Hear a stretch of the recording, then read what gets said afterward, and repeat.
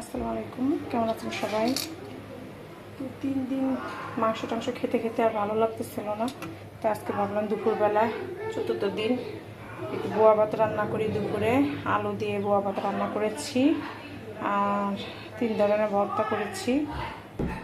সবগুলো ভর্তা আমার খুবই পছন্দের। তো এখানে হচ্ছে কাঁঠালি বিচি ভর্তা, চাপা শুটকি ভর্তা আর হচ্ছে তিল ভর্তা।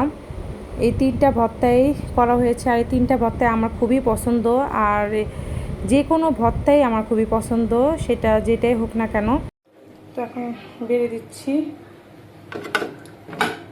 ভাত, বোয়া ভাত।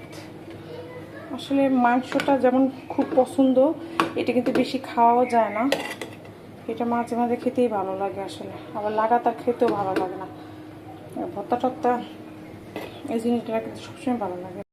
তো আমার বাচ্চাদের আমি বেড়ে দিচ্ছি। আমার বাচ্চারাও কিন্তু এই বোয়া ভাত খুব পছন্দ করে, ওরা এমনি এমনিও খায়, খুবই পছন্দ করে। তো এখন আমি সবগুলো ভাতে অল্প অল্প করে দিচ্ছি, যেহেতু একটু ঝাল ঝাল ঝাল করেছি ভর্তাগুলো, তো অল্প অল্প করে দিচ্ছি। ওরা বেশি খেতে পারবে না, আবার লাগলে আবার নিয়ে নেবে।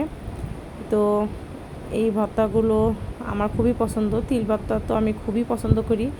আগে আমার আম্মু যখন তিল ভর্তা করতে এত মজা লাগতো, আমি শুধু চেটেপুটি খেতাম, এত মজা লাগতো। এখনও ভালো লাগে, কিন্তু আগের সে টেস্টটা আমি এখন আর পাই না।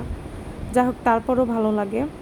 তো এখন সবগুলো ভর্তা অল্প অল্প করে প্লেটে বেড়ে দিচ্ছি। আজকে খাবারটা খুবই খুবই টেস্টি হবে এবং খুবই পেট ভরে খাওয়ার মতো এবং মনে তৃপ্তি নিয়ে খাওয়ার মতো খাবারগুলো।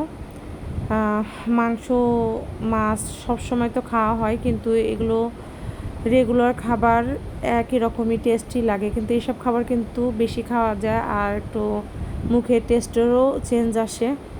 তো আমার মেয়েদের দিয়ে দিয়েছি, ওরা খাচ্ছে। এই যে দেখতে পাচ্ছেন ঝুরা মাংস রয়েছে, কিন্তু খেতে ইচ্ছা করছে না, এই জন্য এগুলো করলাম। এই যে এখন আমিও খেতে বসেছি, আমিও নিয়ে নিলাম ভর্তাগুলো। আর আমার এখন ভয়েস দেওয়ার সময় ভর্তা আর খুদের ভাত দেখে আমার এত খেতে ইচ্ছা করছে।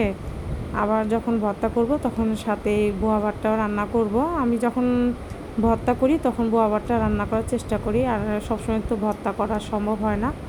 তো আশা করি আপনাদের ভালো লেগেছে আমার এই খাওয়া দাওয়া আর এই মজার তৃপ্তির খাওয়া দেখে। তো আজ এই পর্যন্ত, আল্লাহ হাফেজ।